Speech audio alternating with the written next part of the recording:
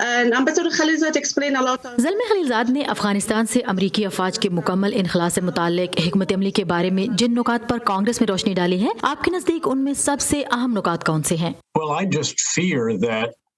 مجھے ڈر ہے کہ زلمے خلیلزاد جیسے باصلاحیت سفارتکار کی بہترین کوششوں کے باوجود اور دیگر ایسے اقدامات کے باوجود جو ہمارے اس عزم کو یقینی بنانے کے لیے اٹھائے جا رہے ہیں کہ افغانستان میں شدت پسندوں کی دوبارہ قیام گاہیں بنانے کے امکان کو کم کیا جا سکے، ہمیں اس فیصلے پر پچھتاوا ہوگا کیونکہ خانہ جنگی کے لوٹ آنے کا امکان موجود ہے۔ مجھے طالبان کی طرف سے کسی قسم کے معنی خیز، قابل تصدیق اور پائیدار معاہدوں کی پاسداری کے لیے آمادگی نظر نہیں آتی جو کہ اقتدار کی تقسیم اور معاملات کے سفارتی حل کے لیے ضروری ہوں گے، بلکہ اس کی بجائے مجھے ایک ایسا طالبان نظر آتا ہے جس نے مذاکرات سے جو کچھ حاصل کرنا چاہا کر لیا۔ انہوں نے افغانستان میں قید اپنے رہنماؤں اور جنگجوؤں کو آزاد کرا لیا اور اب وہ امریکہ کو رخصت کر رہے ہیں، جس کا مطلب یہ بھی ہے کہ ہمارے اتحادی بھی وہاں سے نکل جائیں گے۔ تب آپ وہاں خانہ جنگی کی صورتحال دیکھیں گے۔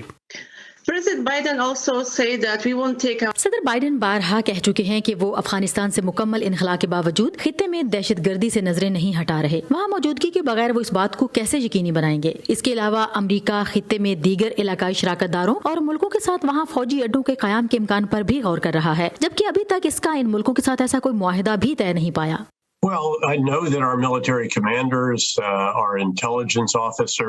میں جانتا ہوں کہ وہاں ہمارے فوجی کمانڈرز، انٹیلیجنس افسران اور دیگر عہدیدار ایسے طریقے ڈھونڈنے پر سخت محنت کر رہے ہیں جن کی مدد سے القاعدہ یا داعش یا دوسرے شدت پسند گروہوں کی جانب سے افغان سرزمین پر ایسی پناہ گاہیں قائم کرنے کے امکان کو کم کیا جا سکے جہاں سے یورپ میں ہمارے اتحادی ممالک پر حملوں کی منصوبہ بندی ہو۔ جب آپ ایک دفعہ افغانستان سے نکل جائیں گے، وہاں اپنا فوجی اڈا چھوڑ دیں گے تو کیا ہوگا؟ فی الحال پاکستان نے کہا ہے کہ وہ اپنے ملک میں امریکی فوجی اڈے کے قیام کے حق میں نہیں ہے۔ اب سوال یہ ہے کہ کیا ہمیں ازبکستان میں بیس قائم کرنے کی اجازت مل سکتی ہے، جہاں پہلے کبھی ہمارا ایک فوجی اڈا ہوا کرتا تھا اور جسے بعد میں ختم کر دیا گیا، لیکن وہاں سے بھی افغانستان تک کافی فاصلہ ہے اور خاص طور پر اس وقت سب سے زیادہ چیلنج ہوگا جب لڑائی افغانستان میں موجود گروپ سے ہوگی۔ حتیٰ کہ ہم اپنے اتحادیوں اور اپنے افغان شراکت داروں کی حمایت کے ساتھ بھی دہشت گردی کے انسداد کے لیے مطلوبہ تعداد